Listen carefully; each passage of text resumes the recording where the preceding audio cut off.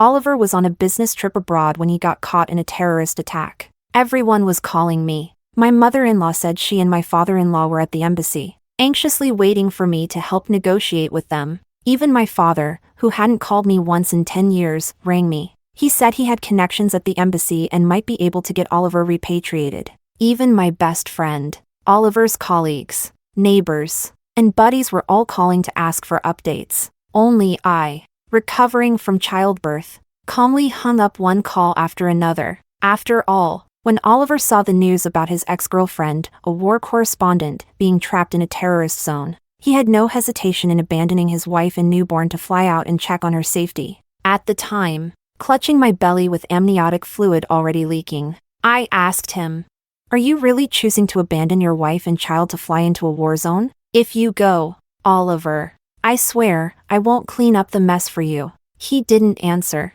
but the sound of the slamming door said it all. So, if he's set on destroying himself, why should I be the one to save him?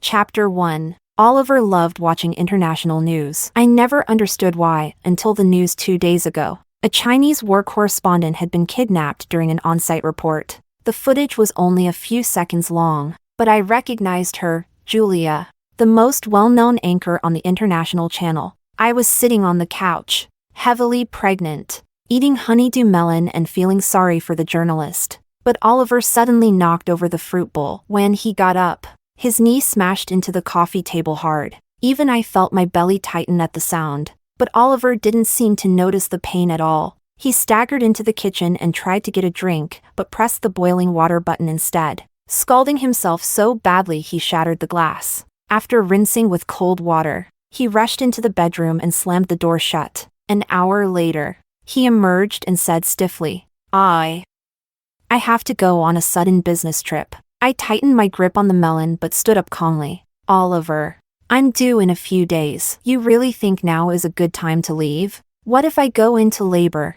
You know, my mom died giving birth to my brother. I'm terrified of childbirth. And haven't you been saying how excited you are to meet our daughter? Don't you want her first sight in this world to be her dad?" His face turned pale, but moments later, he repeated, "This trip is important, I have to go. But don't worry. I promise I'll be back before the baby comes." I smiled, even though by then, my belly was already contracting, and amniotic fluid had begun to stream down my legs. "I'll let you go, but Oliver, let me be clear, whatever happens because of this trip, you'll bear the consequences. I won't cover for you." Maybe the seriousness in my expression made him flinch a little. He nodded solemnly. "Don't worry, I swear I'll come back safe." Then he rushed back into the room, tossed a few clothes into a bag, put on his shoes, and headed for the door. I couldn't stop the softness in my heart. "Oliver, wait." He turned back, annoyed. "You said I could go. What now?" My hands clenched, the pain in my belly growing sharper, but I just said calmly, "You forgot your passport." Dragging my soaked legs, I headed to the bedroom. After handing him his passport, I also gave him a bank card. This card contained all the salary Oliver had transferred to me over the 7 years of our marriage. Seeing my actions, Oliver's hand trembled slightly as he took the passport and the card. Even his eyes turned a faint red. For a split second, I thought he might stay, but instead, he stuffed both into his bag and once again swore, "Don't worry. I promise I'll be back before you go into labor." Then he slammed the door shut and hurried away. I listened to the hollow echo of the slamming door and calmly dialed 120, calling for an ambulance and the staff from the postpartum center. A man who didn't even notice my water had broken still had the audacity to make a solemn vow. How ridiculous. Chapter 2. Oliver and I met in a mountaineering club. At the time, I was under immense pressure at work, focused solely on making money. I burned myself out with overtime, relying on weekend hikes to recharge. Oliver joined the club a year after I did. At first, he was just another member, but since we were always the first two to reach the summit, we gradually grew closer. He worked in finance. I worked in tech. He loved hiking. So did I. So, on the day we reached our 100th summit, he confessed to me, no romance, no gimmicks, just a simple, "Nicole, let's date." And I said yes. After all, My dad had once lit up half the city with fireworks to woo my mom, a grand gesture that got him arrested. But that didn't stop him from later demanding a son, which led to my mom taking Chinese medicine for years and eventually dying during childbirth. So for me, romance didn't matter, flashiness didn't matter, stability did. And Oliver was nothing if not stable. He was never late for a date. His gifts were never creative, but he always brought something. He never offered to pick me up in the rain, but if I asked, he always came. So in our 3rd year of dating, we got married. Life after marriage was no different. I cooked. He did the dishes. I did the grocery shopping. He steamed the rice. The peaceful, steady days made me believe Oliver was the one for me. Until 3 years ago, when we attended the wedding of one of Oliver's college friends. During the bachelor party, one of his buddies got drunk and, clutching Oliver's hand, cried his eyes out. Oliver, it breaks my heart to see how lifeless you've become. I'm married now, stepping into happiness.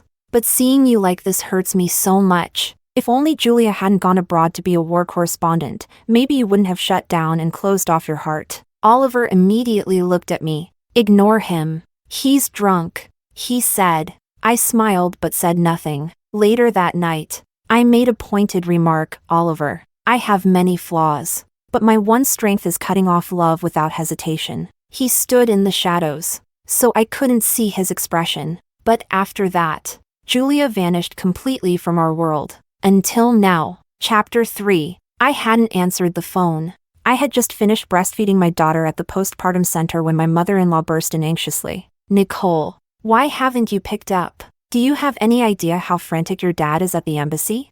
You need to come home with me right now and take Oliver's documents to the embassy. I calmly responded with 6 digits, 666,313. She paused, stunned. I carefully tucked my daughter's blanket around her before explaining. I'm still in recovery. That's the password to the house. You can get whatever documents you need from there. Her hands trembled slightly. Nicole, how can you be so heartless? Oliver is in a war zone, and we don't even know if he's still alive. Didn't you see his mass text for help? He said he was shot in the leg and is hiding in a stranger's house trying to avoid gunfire. I know you're recovering, but this is an emergency. Can't you just come with me to the embassy, just to confirm what's going on? She was visibly shaking as she spoke, but I remained calm. I know exactly what's going on with Oliver. Before he sent that mass text, he messaged me several times asking for help. I ignored him. Her body staggered like she'd been struck. Seeing her expression, I felt a twinge of guilt. After all, in the 7 years I'd been married to Oliver, she had treated me with genuine kindness, filling the hole left by the loss of my own mother. But now, Oliver had destroyed all of that. I calmly handed her the video recording of my conversation with Oliver that night. Mom, don't blame me for being cold. This was Oliver's choice. With trembling fingers, she took the phone. When she finished watching, she collapsed onto the floor. It took her several tries before she found her voice again. Listen to me, Nicole, there's nothing going on between Oliver and Julia. Despite everything, I couldn't harden my heart. Even though I was in pain from my C-section, I still got out of bed to help her up. Just like when my water broke and Oliver walked out without looking back. And I still softened enough to give him my bank card and passport. I know there was nothing physical between him and Julia, but the fact that he abandoned his wife and newborn daughter to rush into a war zone just to find her, that tells me exactly how little our family meant to him. He chose to make my daughter fatherless and me a widow, just to chase after Julia. So now, he has to face the consequences of that decision. Her face went pale under the weight of my words. She opened her mouth to speak several times but couldn't find the words. Maybe even she couldn't justify it anymore. Eventually, she gave up trying to convince me, her body still trembling. She slowly stood up. Take care of yourself during recovery. I'll be going now. As she turned to leave, she suddenly looked like she'd aged years in a moment. Despite everything, I still called out to her before she walked out the door. Mom, let me know when it's convenient this week for you and Dad to move out of my apartment. She stopped and looked back. Can't you wait a little longer?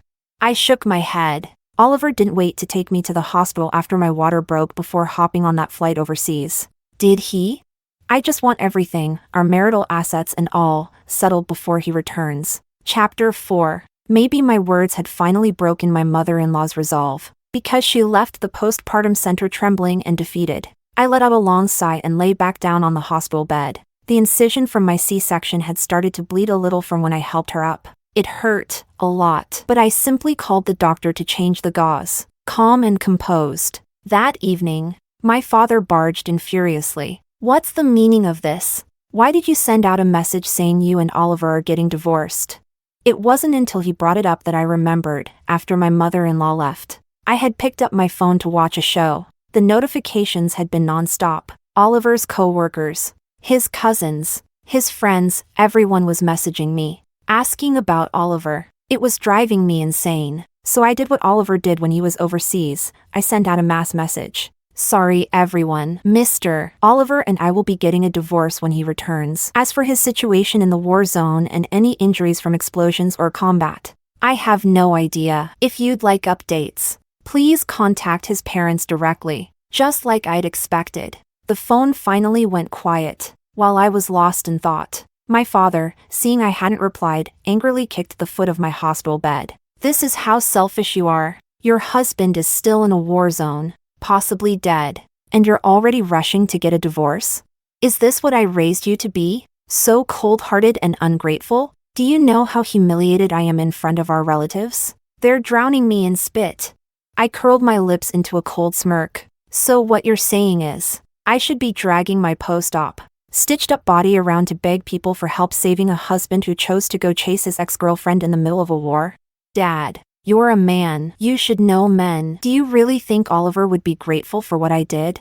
My father trembled with rage. I knew why. My mother had been in poor health. She wasn't supposed to have another child. But my father, desperate for a son, fed her lies to manipulate her. And in the end, she died giving birth, both mother and child gone. He regretted it later. But what good did that do? The following year, he brought home a stepmother. The year after, a new son. So yes, men know men. Oliver's story will go one of two ways. Either he dies on the battlefield, or, as these melodramatic romances go, he and his ex, the war correspondent, will fall madly in love amid the chaos, even if they never get physically involved.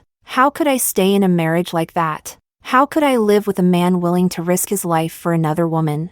If the ending is going to be divorce anyway, then why not cut my losses now?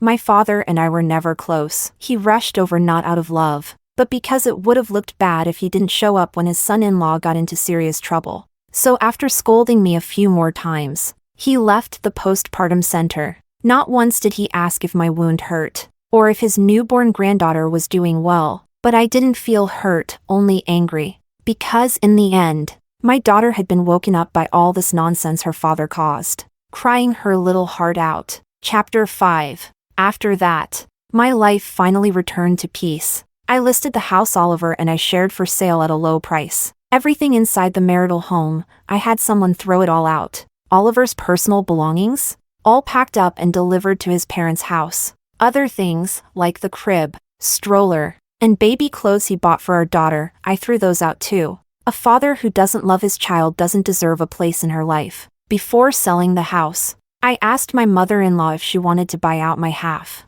She hesitated, but I advised her calmly, "Mom, you and Dad should just rent for now. Keep the money from the sale and your savings. If Oliver comes back crippled or half paralyzed, you'll need that money to get by." Her face turned purple from anger at my words. My father-in-law was so furious he nearly slapped me, but I remained composed. "Dad, didn't you just spend $1 million to pull some strings? You're finally seeing a glimmer of hope in getting Oliver repatriated. Don't mess it up by hitting me and getting arrested. Oliver and Mom still need you." With that, I calmly had the staff escort them out of the postpartum center. Everything proceeded exactly as I'd planned. Except for one thing, a thorn I couldn't pull out, the bank statement from the lawyer. Turns out, for the past 7 years, Oliver had been making regular donations to poor children overseas. Some were small, around 3,000 yuan, but others, 50,000, even 100,000. In total, over $1 million. Every donation went to Project Q, a global child aid initiative where Julia, his ex, was the project lead. All these years, Oliver and I basically split everything 50-50ths. Even during my pregnancy, we went Dutch. He covered his expenses. I covered mine and the baby's. I used to think he was saving up his salary, but no, he gave it all away to build schools and clinics abroad. If he donated to kids here in our country, I might not have been so angry. We still have hundreds of millions of people at home who can't afford food. And yet, he chose to pity children overseas. He didn't buy a school district apartment for his own daughter, but emptied his savings to support his ex-girlfriend's charity work.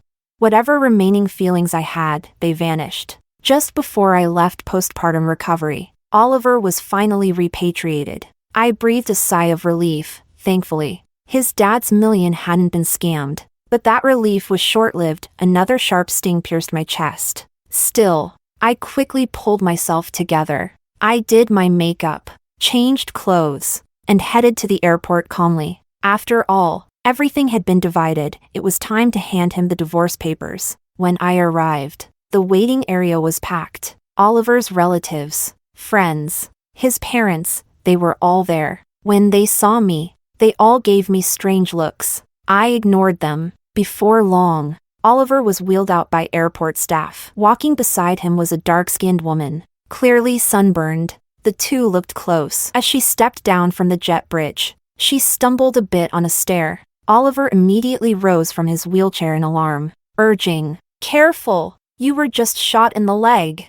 My hands clenched instinctively. In 7 years of marriage, Oliver never reacted like that with me. When I stumbled or bumped into something, he'd just frown slightly and move on. So this was the real Oliver everyone talked about. Another stabbing pain hit my chest. Before I could collect myself, Oliver had reached the center of the crowd. He embraced his parents tightly. "Mom, Dad, I'm so sorry. I've failed you. I made you worry." His disappearance had already drained them emotionally. Now they held him, crying their hearts out. It was a touching scene. Everyone around had tears in their eyes. After the embrace, Oliver finally looked at me. His eyes turned red the moment he saw me. I walked toward him, but he didn't notice my flat stomach or the coldness in my eyes. The strange looks from the others only deepened. Oliver grabbed my hand, tears falling onto the back of it. "Nicole, I kept my promise. I came home safe."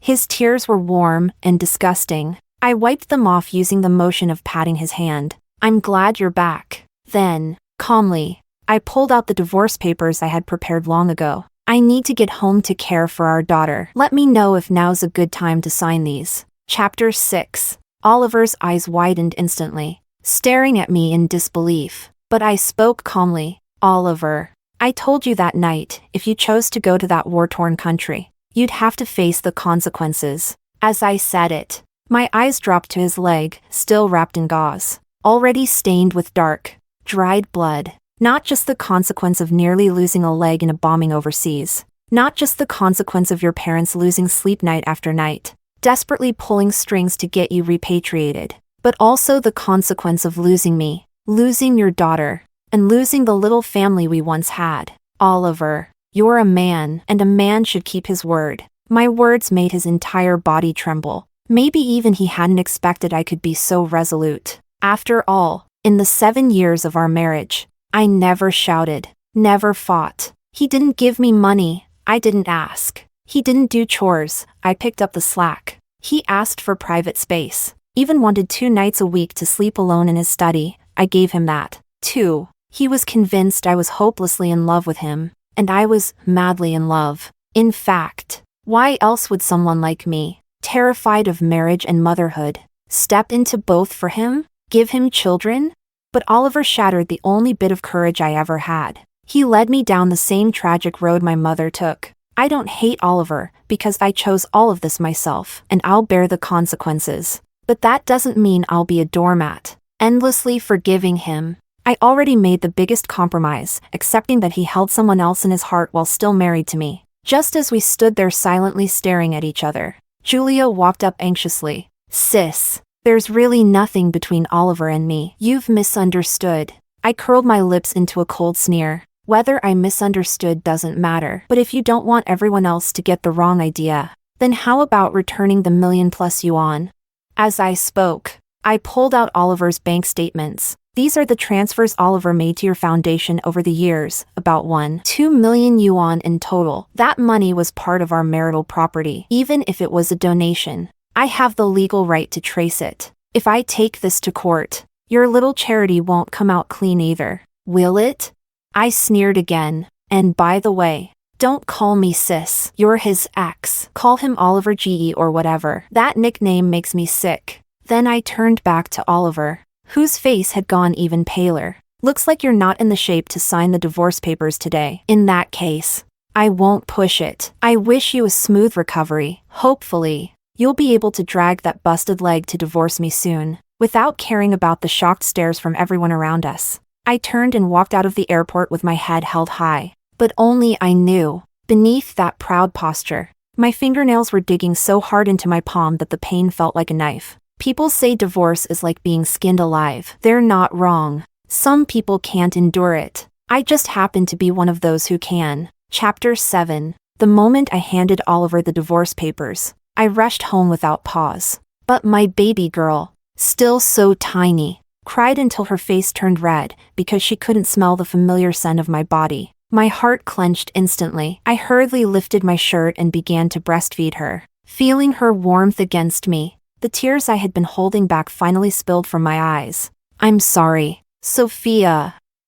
I'm sorry you were born without a father. But don't worry, sweetheart. Mommy will give you all the love in the world, every last bit of it. After that, I didn't go out of my way to follow Oliver's updates. Still, I heard he was hospitalized in the ICU with sepsis and might even lose a leg, because his mother came to visit me several times. Nicole, please, I'm begging you, go see Oliver at the hospital. He keeps murmuring your name. And Sophia, please, just bring Sophia to see him once. Just once. I hardened my heart and refused. It wasn't about being cold. It was because Sophia had caught a cold recently. Hospitals are crowded with people. Oliver just came back from a foreign country. What if he had some undetected infectious disease?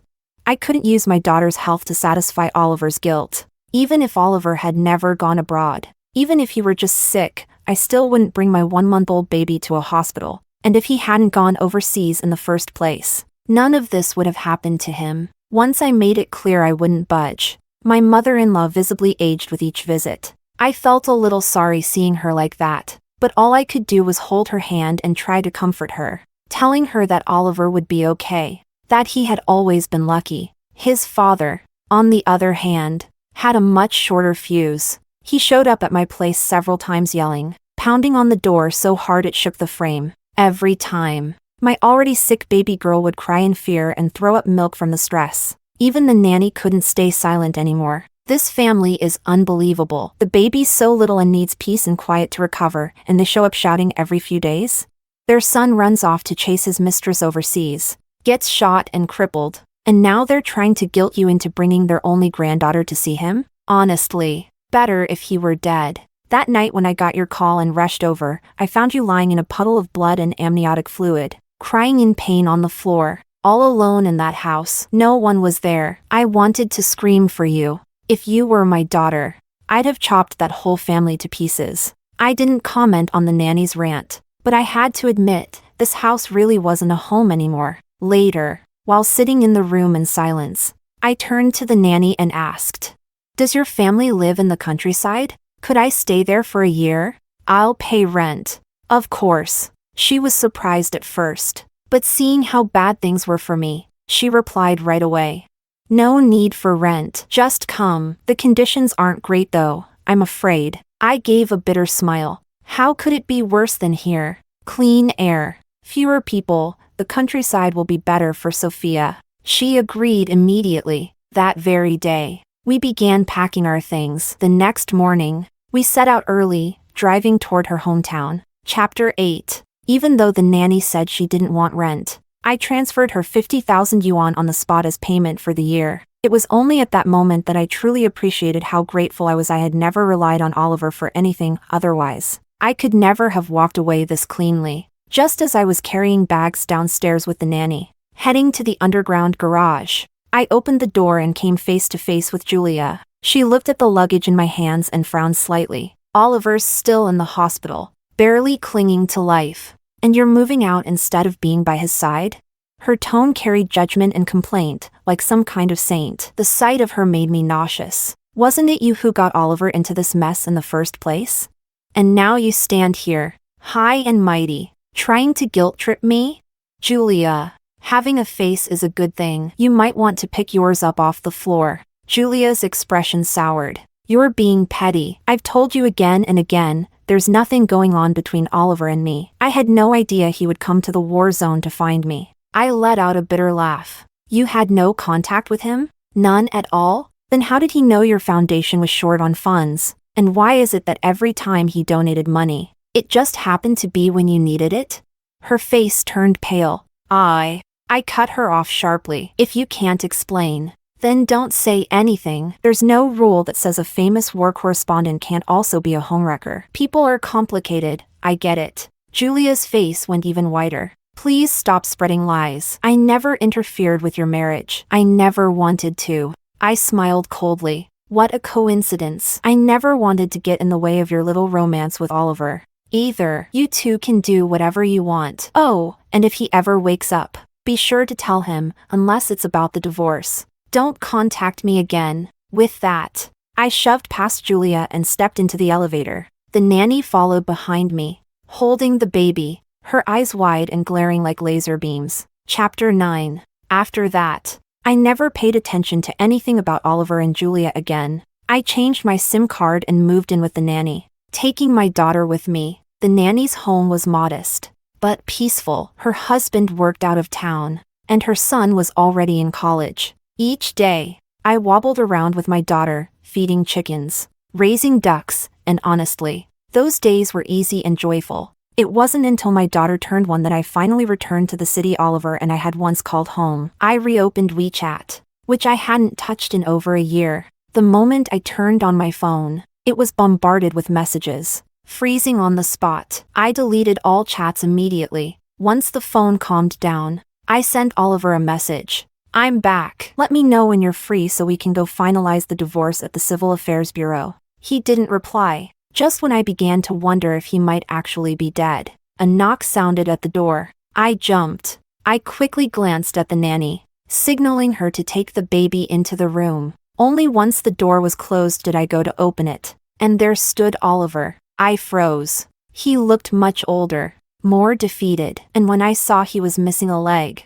something in my chest went still. I hadn't wanted to let him in, but seeing him standing there with a crutch, looking so pitiful, I softened. I stepped aside. Oliver's eyes instantly reddened. He opened his mouth several times, but I stopped him. Sit first. We're not in a rush. Once he was seated on the couch, I politely served him tea and fruit. The gentle wisp of steam drifted between us, just like those quiet years of our marriage. Sitting on the balcony in the late afternoons, he would read. I would play Go. Peaceful, silent. As always, Oliver spoke first. Nicole, I missed you so much. I know I hurt you, but please, don't divorce me. I can't lose you. His voice trembled, and even his empty pant leg swayed with the sobs. I already knew divorce would never be that easy. I sipped my tea calmly. I already have enough on my hands taking care of our daughter. I don't want to take care of a disabled man too. It was harsh, but it was the truth. His face went ghostly pale. I didn't flinch. I know things are hard for you right now, but I'm not a charity. I'm not obligated to save you. The only thing I can offer is a fairer property split. The original agreement gave me 60%, you 40%. Given your situation, I'm willing to switch it, 60% for you, 40% for me. Oliver's lips quivered. You're really going to be this cruel? When I was in the ICU, you disappeared with the baby. I almost died. Nicole. I gave him a calm smile. I didn't know. Why should I have? I told you before you went abroad, whatever consequences came, you'd bear them. You agreed. His hands clenched. But you didn't tell me you'd divorce me. I chuckled bitterly. I took out my phone and handed him the video from that night. In the footage, we didn't fight, but blood kept flowing from between my legs. When he left, the floor still showed footprints smeared in my blood. Those stains had been obvious. But Oliver had walked out anyway, and now he dared to blame me. After watching, he collapsed into the couch, I took another sip of tea. I'm willing to take one more step back. You can visit our daughter once a month. If she grows up and wants to see you more, we'll adjust. You're disabled now. I doubt your old job in finance will take you back. And society isn't kind to people like you. Don't expect to fight me for custody. You gave up on her once. Don't flaunt your fatherhood now. Also, considering your finances, I won't ask for child support. I paused, then added softly, Oliver, I've only ever wanted a peaceful divorce. No drama. No fighting. I truly loved you once. And though things ended badly, I hope we can still be friends, for our daughter's sake. At least. His face crumbled. Maybe he finally realized there was no going back. His voice trembled. Okay. Tomorrow morning at 9, I'll wait for you at the Civil Affairs Bureau. Then he left, hobbling away on his crutch. Moments later, my phone rang. Seeing the caller ID, I hesitated. It was Oliver's brother's wife. We knew each other, but had never spoken privately. Curious, I answered. The voice on the other end was full of excitement. Girl, you're finally back. Seriously, you're my idol now. I frowned slightly, sensing my confusion. She continued, you have no idea, after you left, Oliver's treatment cost tens of thousands a day. His parents sold their house back home, borrowed money from my husband and everyone else, just to save him. If you hadn't left, you'd be buried in debt now, millions. Maybe. And that Julia, at first. She looked all devoted, helping Oliver, feeding him, cleaning him. But not even a month passed and she bailed, claiming work took her overseas. Please, she just didn't want to take care of a cripple. Oh, and while everyone else was scraping together money for Oliver's treatment, Julia didn't pay a single cent. What a joke. He nearly died for her. I smiled bitterly. I had expected this outcome long ago. But however it turned out, it wasn't my business. As long as Oliver didn't try to dump his medical debt on me, we could part peacefully. Fortunately, he still had some decency. When we met at the bureau the next day, he didn't mention his debts. He even used the original divorce agreement, 60% of the assets to me. I didn't refuse. Why should I turn down free money? After we got the divorce certificate, Oliver's eyes turned red. He opened his mouth several times, then finally asked, "Can I see our daughter today?" "Of course," I replied. Chapter 10. That same day, I had the nanny bring my daughter downstairs. When Oliver saw her, he cried until his eyes were red and swollen. He turned his head to look at me. If I hadn't left that day, would I have lived a completely different life?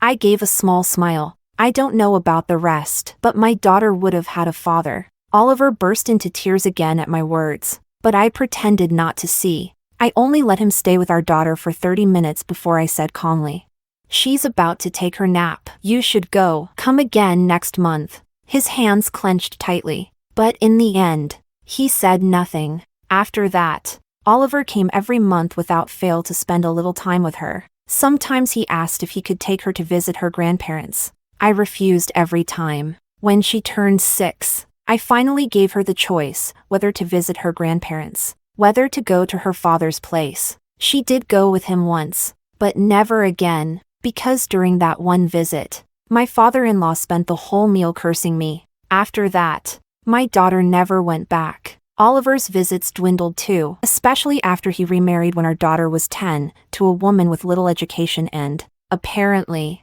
a son of her own. Since then, he rarely came to see his daughter. I don't know if he's happy, but my daughter and we're doing just fine. On holidays, we fly abroad. We travel the world. Sometimes, I ask my daughter if she resents me for raising her without a father. Every time, she gives me a disgusted look. One dad isn't enough? You keep bringing home handsome uncles. I'm starting to worry I'll never get married.